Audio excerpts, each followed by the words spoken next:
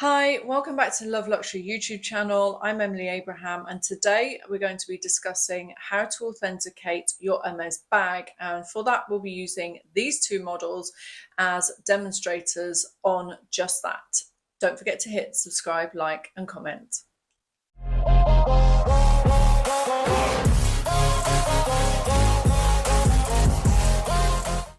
Thank you so much for joining us today on our discussion of how to authenticate an Hermes bag. And for this demonstration, I'm going to be using a Kelly 25 and a Kelly 25, and one of these two is not real. I wonder if you can tell which one it is.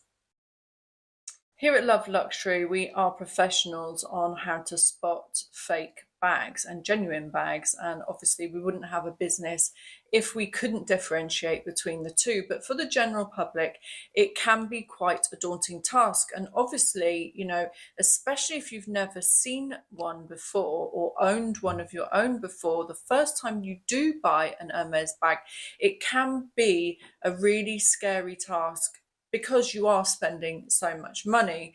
So the first thing that I would suggest is obviously always go to a reputable seller. So whether you're buying directly from Hermes, obviously you would 100% know that their bags are genuine. But if you're buying from the secondary market, then coming to a company like Love Luxury, like ourselves here in Knightsbridge, you would be guaranteed that the bag that you're buying is genuine. And the way we can guarantee that is because we give third-party certificates of authentication with every single one of the bags that we purchase and sell on. And that's not for our peace of mind, that's for the client's peace of mind. So when you purchase from the secondary market, my first tip would be to ask if there is a certificate of authentication. So once you get your certificate of authentication, the next step is cross-referencing it. So you need to make sure that the code on the certificate of authentication matches the code inside your bag, which is called a blind stamp, and we'll go into that a little bit later. So the blind stamp tells you who the maker was and the year that it was made, and the factory as well. So it has the maker's mark, the factory code, and the year stamp on there.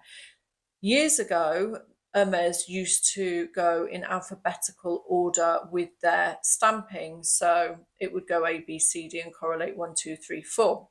However, since the counterfeit market got to be so booming and they actually got so good at what they were doing, Hermes had to switch that up a bit. So now we don't know each year what the code is going to be until the first bags are released, which actually makes it a little bit more exciting. So in January and February every year, we're waiting to see what the letter is going to be. So last year, the letter was Z, and that was for 2021. And this year, the letter is U for 2022.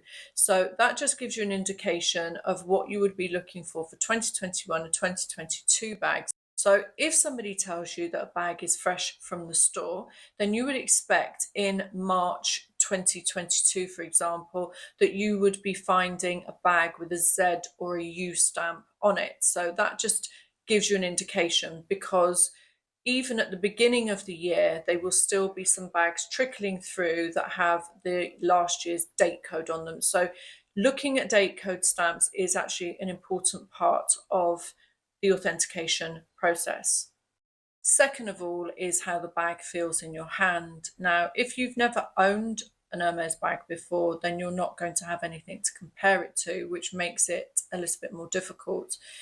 But you should feel like you have a quality piece of leather in your hand and not a piece of leather that feels plasticky. And there is a big difference.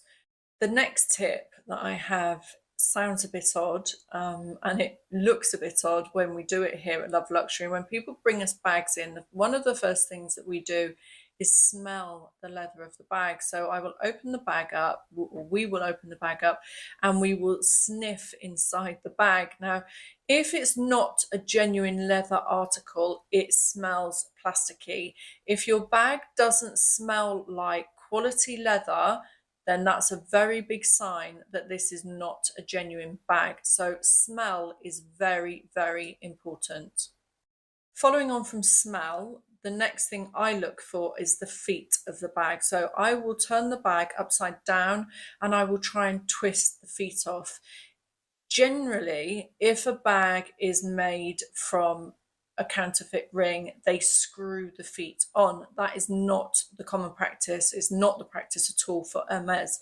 Hermes hammer the feet in, and they are impossible to screw off. It is, you can't do it.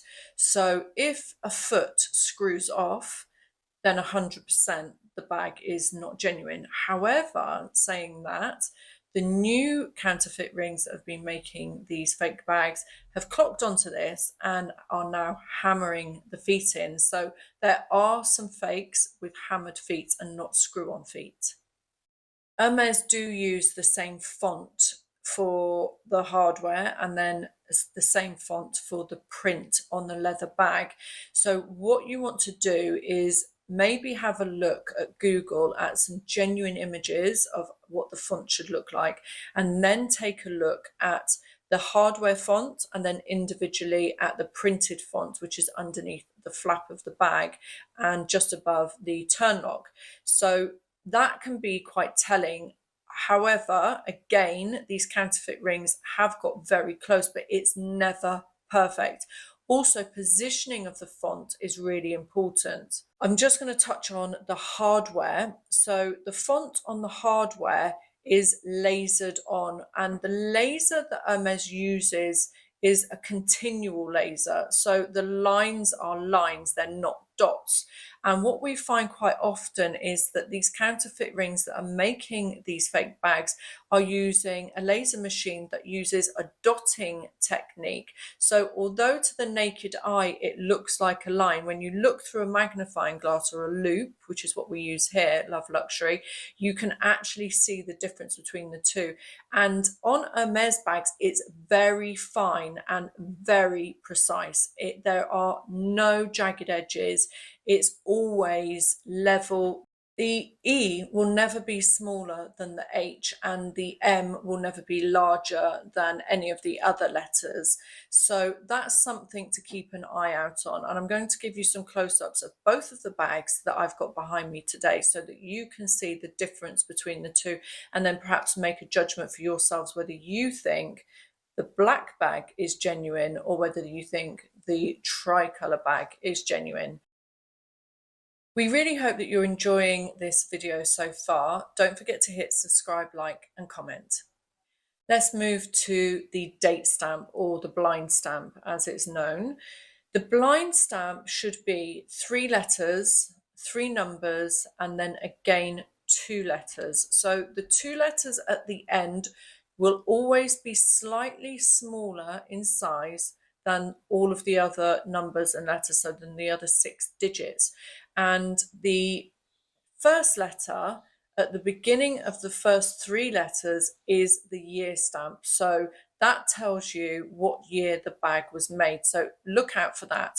On older bags, the stamps are either in circles or squares, and it's very hard because they aren't in a specific order. So now we have a very good system from Hermes that tells us exactly what we need to be looking for. Whereas before, on the old bags, it was a little bit more difficult. So if you're buying an older bag on the secondary market, please do be very careful, because they are quite easy to fake the codes on the bags. The zip on a genuine bag should always run very smoothly. It should never be jilty across, and it shouldn't be wavy. So another tip to look for is that your zip is a smooth straight line and it doesn't wave, and that it moves smoothly across back and forth. Here at Love Luxury, we measure the bags that come in, because quite often the fake bags, the counterfeit bags that we see, are not exact measurements in relation to their genuine counterparts. However, again, this can vary very minutely because these Hermes bags are made by hand, so it's not an exact science. The shape and height of the Hermes handles is very specific to each bag. So again, this is something that you can check out on social media and or have a Google of and see what the handle drop of the bag should be exactly. So that stands for the strap that goes cross strap on the Kelly bags and also the top handles on both the Kelly and the Birkins. The grain of the leathers on non-genuine bags is completely different to the grain of genuine bags, and I'm going again to show you in some close-up shots of the difference between the two bags that we have, and they are very, very close, but one of the bags is not genuine and one of the bags is. Something that I've been noticing in the super fake bags is that the lining of the bag seems to be a lot thinner than the genuine Hermes bags, and the outer leather layer happens to be thicker than the genuine Hermes bags. So what they're trying to do is they're trying to make up for the thickness with the outside panel but not with the internal panel. And whereas Hermes, the two pieces of leather are very equally matched. So the inside of your bag should not feel flimsy. And if you pull your bag open, you shouldn't see ripples on the leather of your bag. That is a very big sign that the bag you're holding is either genuine or not. Also, the stitching on Hermes bags, don't forget, is hand stitched. So it's never perfect. Although it's very, very good and it's very close to machine stitching, it's not.